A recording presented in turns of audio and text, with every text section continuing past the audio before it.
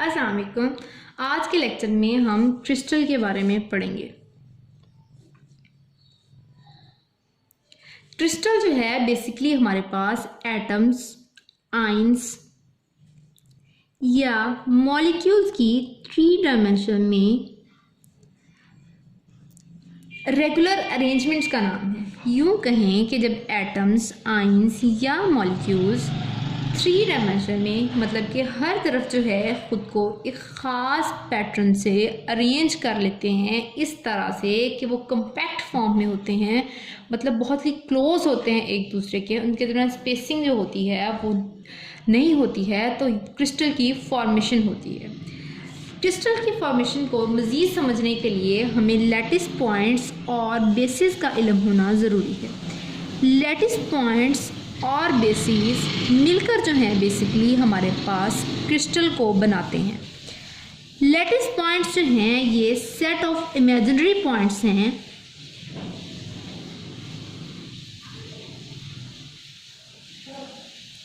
जिन पर अगर हम अपने एटम्स, मॉलिक्यूल्स या आयंस को प्लेस करवा देते हैं तो हमारे पास क्रिस्टल की फॉर्मेशन होती है। यूँ कहें कि हमारे पास लैटिस पॉइंट्स जो हैं ये इमेजिनरी पॉइंट्स हैं जो हम पहले ड्रॉ करते हैं किसी भी क्रिस्टल का स्ट्रक्चर बनाने से पहले। मतलब कि हम अपने जहन में एक खाका बना लेते हैं कि एटम्स, जो क्रिस्टल का स्ट्रक्चर है इसमें एटम्स, आयन जो हैं वो इस तरतीब से पड़े होंगे, ठीक है। तो वो पॉइंट्स जो हम ड्रा करते हैं वो हमारे पास लैटिस पॉइंट्स होते हैं। इन लैटिस पॉइंट्स पर जब हम बाद में एटम्स या मॉलिक्यूल्स या आयन को प्लेस करवाकर अपनी क्रिस्टल फॉर्मेशन करते हैं तो हमारे पास ये एटम्स, मॉलिक्यूल्स या आयन जो होती हैं ये बेसिस कहलाती हैं। अब लैटिस पॉइंट्स किस तरह से जो है हमारे पास क्रिस्टल स्ट्रक्चर ड्रा करने के लिए एक किस्म की बुनियाद हैं। मैं अगर कुछ यहाँ पर लैटिस पॉइंट्स ड्रा करूँ लाइक दिस,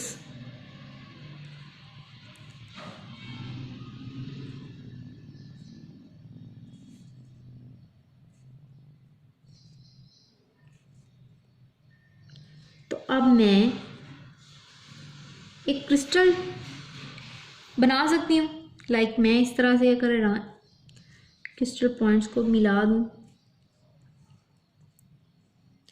तो अब मेरे पास क्या बन गया है, एक बेसिक यूनिट सेल। ऐसे ही है ना। यूनिट सेल के बारे में आप ऑलरेडी जानते हैं कि यूनिट सेल किसी भी क्रिस्टल का स्मॉलेस्ट यूनिट होता है। स्मॉलेस्ट यूनिट होता है जिसकी रेपिटेशन के नतीजे में हमारे पास क्रिस्टल बनती है। अब ये यूनिट सेल है। अगर मैं मज़ीद इधर कुछ लैटिस पॉइंट्स ड्रा करूं तो हम अगला जो है यूनिट सेल भी ड्रा कर सकते हैं।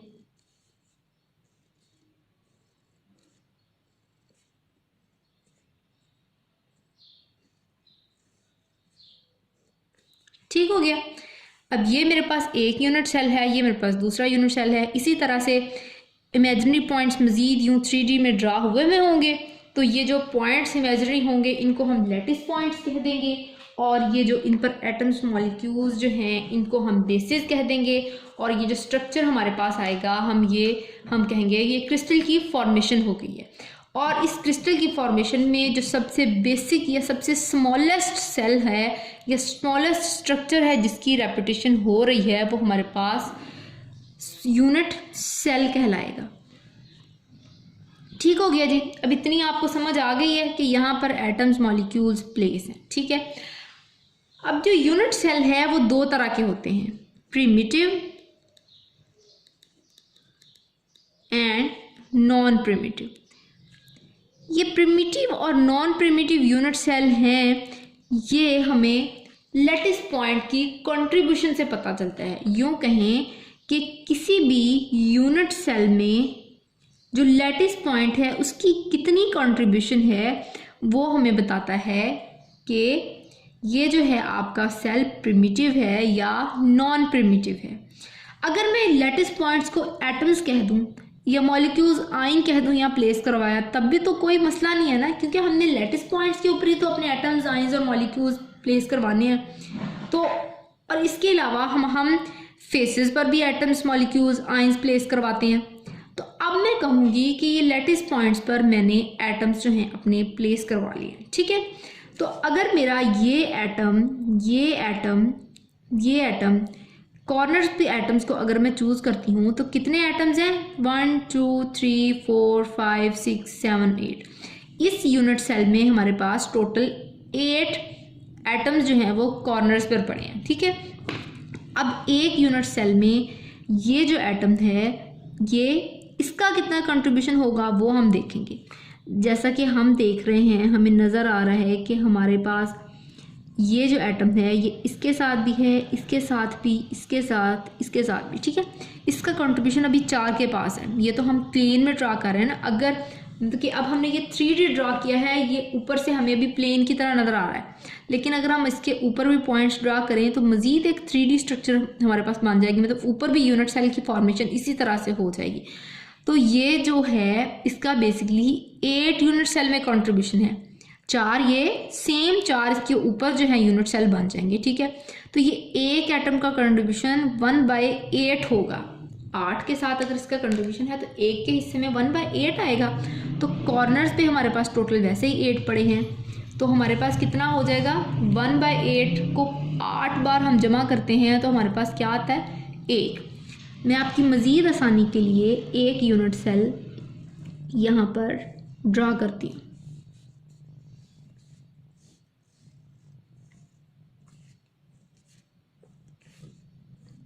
मैंने कहा था कि ये जो कॉर्नर में एटम्स पड़े हैं उसका एक यूनिट सेल में कंट्रीब्यूशन जो है वो 1/8 है। वो 1/8 इस तरह से है कि ये एटम अगर यहाँ कॉर्नर में पड़ा है तो ये इसके भी पार्ट, इसके भी, इसको भी, इनके ऊपर इसी तरह से अगर 4 सेल हैं यूनिट सेल, इनके ऊपर उनमें भी है, तो ये टोटल 8 के साथ अगर इसका काउंट है कंट्रीब्यूशन तो ये 1/8 1 को देगा। तो अब ये 1/8 का इसका कंट्रीब्यूशन, तो ये टोटल 8 हैं, तो मैं इसको 1/8 × 8 लिख सकती हूँ, या आप ऐसे भी कह के 1/8 को 8 टाइम ऐड कर लें तब भी तो आपके पास 1 आता है। ऐसा यूनिट सेल जो होता है वो हमारे पास प्रिमिटिव यूनिट सेल कहलाता है। नॉन प्रिमिटिव यूनिट सेल्स वो यूनिट सेल्स होते हैं जिन पे लेटिस पॉइंट्स का या मॉलिक्यूल्स या एटम कंट्रीब्यूशन जो होता है वो मोर देन 1 होता है, मोर देन 1 होता है। जैसा कि हम एक और यूनिट सेल को सपोज कर लेते हैं,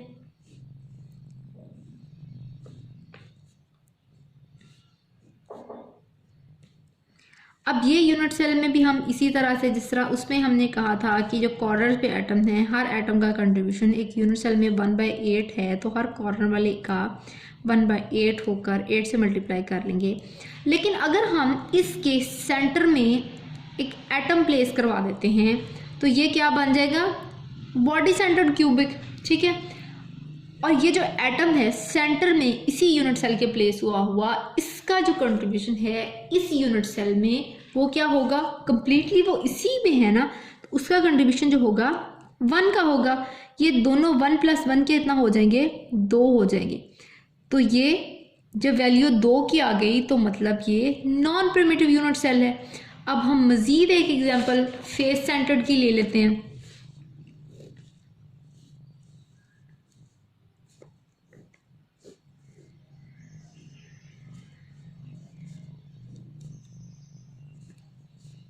इसमें भी सेम हम कॉर्नर्स पे जो है एटम्स प्लेस करवाते हैं। अच्छा, अब फेस सेंटर्ड में भी ये फेस, कितने फेसेस हैं आप जिस रूम में बैठे हैं, 6 फेसेस हैं ना। तो अगर आप उसकी तमाम साइड्स इमेजिनरी तौर पे सपोज कर लें कि ये इक्वल हैं, तो आपके तमाम फेसेस पे अगर हम एक एक एटम जो है प्लेस करवा देते हैं तो आपकी वॉल 2 रूम्स में साझी हो रही है ना। तो अगर उस पर एटम जो है वो एक प्लेस करवाया हुआ है तो उसका कंट्रीब्यूशन दोनों रूम्स में होगा। तो यहाँ पर एटम एक प्लेस करवाया, दूसरा, तीसरा, चौथा, 5वां, और ये फ्रंट वाला इसमें छठा मैं इधर करा दूँ, ठीक है। तो ये छठा, यूँ कह लें कि ये मैं अगर पिछली ये 2 यूनिट सेल थे तो ये इनके सेंटर वाला जो है इस पर एक करा दिया, इसके फ्रंट पर यूँ, तो एक यूनिट सेल में कितने आ गए 6। तो और एक जो वॉल पे जहाँ पड़ा हुआ है उसका कंट्रीब्यूशन यूनिट सेल में कितना होता है 1/2। तो अब ये कॉर्नर वालों का 1/8 मल्टीप्लाई 8 और जो फेसेस पर पड़े हैं उसका कितना है 1/2 और 6 फेस हैं तो ये कितना हो जाएगा, ये आपका 1 और ये आपका कितना है 3, तो ये 4। तो ये फेस सेंटर्ड क्यूबिक भी जो है ये एक नॉन प्रिमिटिव यूनिट सेल है। अब यहाँ तक जो है आपको कोई बात समझ नहीं आई है तो मुझे बताएं, मैं एक बार फिर से इसको जो है थोड़ा सा रिवाइज कर देती हूँ।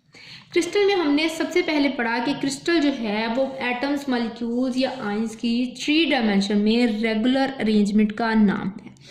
क्रिस्टल में हमने कहा क्रिस्टल जो बेसिकली लैटिस पॉइंट और बेसिस का मजमा होती है। लैटिस पॉइंट जो होते हैं वो इमेजिनरी सेट ऑफ पॉइंट्स होते हैं जो हमें एक लेआउट प्रोवाइड करते हैं हमारे क्रिस्टल के स्ट्रक्चर की फॉर्मेशन के लिए।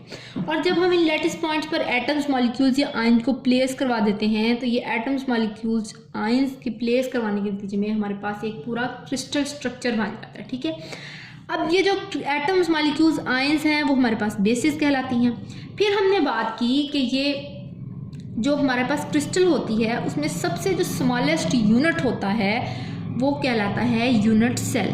ये यूनिट सेल ही जो है इसी की रेपिटेशन होती है हमारे पास तो क्रिस्टल स्ट्रक्चर बनता है। यूनिट सेल जो होते हैं हमारे पास वो 2 तरह के होते हैं, प्रिमिटिव यूनिट सेल और non primitive unit cell. Primitive unit cell वो होते हैं जिनमें एटम्स का ये लैटिस पॉइंट का कंट्रीब्यूशन जो होता है वो 1 होता है और जब ये कंट्रीब्यूशन मोर देन 1 हो जाएगा तो ये नॉन प्रिमिटिव यूनिट सेल्स हो जाएंगे। जैसा कि यहाँ पर मैंने आपको 2 यूनिट सेल ड्रा किए और मैंने कहा इन 2 यूनिट सेल की बैक पे भी 2 यूनिट सेल मजीद होंगे, फ्रंट पे भी होंगे, ऊपर भी 4 इसी तरह से जिस तरह ये 4 हैं इसी तरह ये इनके जैसे होती जाएगी प्लेसमेंट, यूनिट सेल की रेगुलर अरेंजमेंट होती जाएगी तो ये क्रिस्टल की फॉर्मेशन होती जाएगी। लेकिन अगर मैं एक यूनिट सेल को सपोज कर लेती हूँ तो उसके कॉर्नर्स 8 कॉर्नर है तो 8 तो जो कॉर्नर हैं उन पर मैं एक एटम को प्लेस करवा दूँ तो हर एटम का एक यूनिट सेल में कंट्रीब्यूशन 1/8 हो जाएगा क्योंकि इसका इन 4 के साथ भी है ऊपर वाले 4 के साथ भी है। तो या इसको मैं सेपरेट करके 1/8 कंट्रीब्यूशन हर कॉर्नर एटम का कह दूँ तो ये हमारे पास 8 कॉर्नर एटम्स थे तो टोटल कंट्रीब्यूशन जो है एटम का हो जाएगा वो 1 हो जाएगा। तो ये हमारे पास प्रिमिटिव यूनिट सेल होगा। और जब ये 8 मैं इसी यूनिट सेल के सेंटर में एक एटम प्लेस करवा देती हूँ तो ये जो टोटल एटम है ये कम्प्लीटली इस यूनिट सेल में कंट्रीब्यूट कर रहा है और 8 कॉर्नर वाले हैं उनका कंट्रीब्यूशन मिलकर क्या बना देगा 2। तो ये हमारे पास नॉन प्रिमिटिव यूनिट सेल होगा। इसी तरह हम फेस सेंटर्ड की अगर एग्जाम्पल लें तो फेसेस पे हमारे पास 6 फेसेस हैं, 6 एटम हमने प्लेस करवाए। हर जो एटम है फेस वाला वो 1/2 जो है कंट्रीब्यूट कर रहा है इस यूनिट सेल में। ठीक है, तो अब हर एक का 1/2 है, 6 फेसेस हैं तो 3 हमारे पास क्या इसका आ गया आंसर टोटल 4। तो ये भी हमारे पास नॉन प्रिमिटिव यूनिट सेल है। चलें जी इसको देख लें अभी, तो हम नेक्स्ट टॉपिक करते हैं अभी।